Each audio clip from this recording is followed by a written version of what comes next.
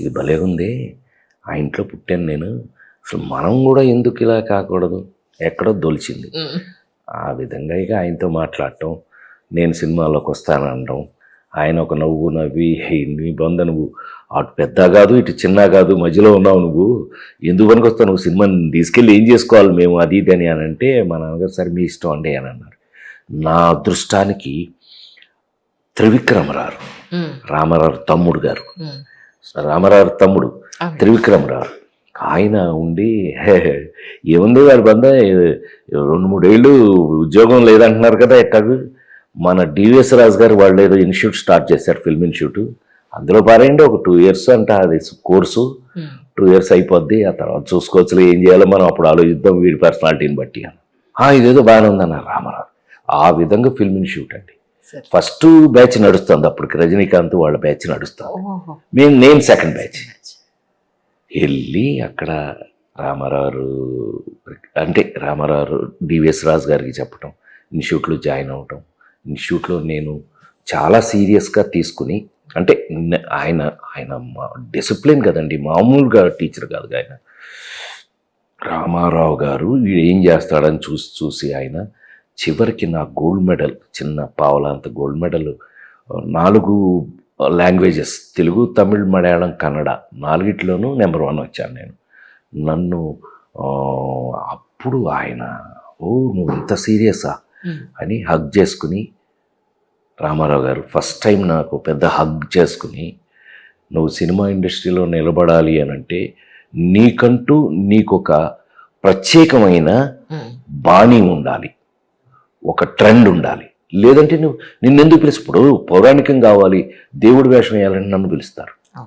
ఒక జీవితంలో సమస్యలు ఏదైనా ఉంది అని అంటే బ్రదర్ నాగేశ్వరరావుని పిలుస్తారు, డిష్యూమ్ అని అంటే తమ్ముడు కృష్ణ అని పిలుస్తారు. ఒక అమ్మాయి కాకుండా ఇంకొక లవరు లేకపోతే అమ్మాయిల మధ్యలో గొడవ అంటే తమ్ముడు శోభన్ బాబు అని పిలుస్తారు. నిన్నెందుకు పిలవాలి, this is the question asked by him. సరే అది ప్రాక్టికల్గా నేను మెంటల్ వచ్చేసి నాకు ఏం చేయాలి, ఆయన నేర్పటం చూసారా ఎలా ఉంటుందో, ఆయన మామూలు మెచ్యూరిటీ కాదండి. ఇలా అడిగేశారండి బాబోయ్, ఏం చేయాలో తెలియదు, రోడ్లమ్మడి తిరిగేశాను, బీచ్ రోడ్లకు వెళ్ళిపోవటం, రోడ్లమ్మడి తిరిగేయటం, ఏదో తినటం పడుకోవటం, ఏం చేయాలో తెలియక. ఎప్పుడూ కూడా ప్రతి మనిషి జీవితంలోనూ దేవుడు మనకు ఒక రూట్ చూపిస్తూ ఉంటాడు, దాన్ని మనం అబ్జర్వ్ చేయగలిగి ఉండాలి. నాకు తెలిసి మేము తిని ఊరికే తిరుగుతున్న టైంలో అమెరికన్ కౌన్సిలేట్ ఉండేది మా రూములోనూ, మా ఇన్స్టిట్యూట్ పక్కన అమెరికన్ కౌన్సిలేట్ మద్రాసులో. కౌన్సిలేట్లో కింద అండర్ గ్రౌండ్లో థియేటర్ ఉండేది. ఆ థియేటర్లో అద్భుతమైన ఇంగ్లీష్ సినిమాలన్నీ చూపించేవాడు. మేము ఇలా కూర్చుని ఉండగా అందరం, రజనీకాంత్ గారు మేము అందరం అక్కడ టిఫిన్లు తిన్న బ్యాచ్ అది. అంటే ఎరా రాజేంద్ర నువ్వు రావట్లేదా అన్నాడు.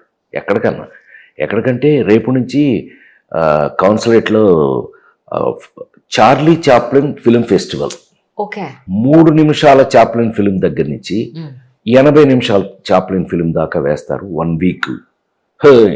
ఈ రోడ్లెమ్మడి తిరగటం కన్నా అది బెటర్ కదా అని చెప్పి అక్కడి నుంచి వారం రోజుల పాటు చాప్లిన్ ఫెస్టివల్ చూశానండి. భగవంతుడు నాకు రూట్ చూపించేశాడు.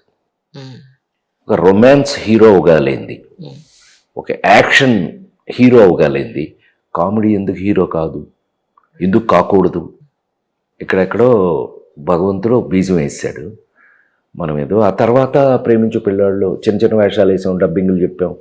తర్వాత యాక్టర్ అయిన తర్వాత ప్రేమించు పెళ్ళాడు అని నన్ను వంశీ హీరోని చేశాడు. వంశీ చేసిన హీరో సక్సెస్గా అట్టర్ ఫ్లాప్. అతనికి పౌరుషం వచ్చింది, నాకేమో జీవితం మీద విరక్తి కలిగింది. ఇంకా అక్కడితో అయిపోయింది, నేను ఆల్మోస్ట్ ప్రొఫెషన్ అయిపోయింది అనుకున్న టైంలో వంశీకే మనం ఒక భానుప్రియని కవర్ చేయడానికి ఫస్ట్ హాఫ్ అంత బాగా సక్సెస్ అయింది ప్రేమించి పిల్లాళ్ళు. మనం ఇంకా నెంబర్ ఆఫ్ అమ్మాయిల్ని కనుక కవర్ చేసే క్యారెక్టర్ అయితే ఎలా ఉంటుంది, మన నెంబర్ ఆఫ్ అమ్మాయిలతో ఎవరికి పరిచయం ఉంటుంది, టైలర్, వాడే లేడీస్ టైలర్ సినిమా కష్టపడి నిన్న ఎవరో పోస్ట్ పెట్టారు, 38 ఏళ్ళు అయిందండి, 38 years బ్యాక్ ఒక క్లాసిక్ అని పెట్టారు లేడీస్ టైలర్.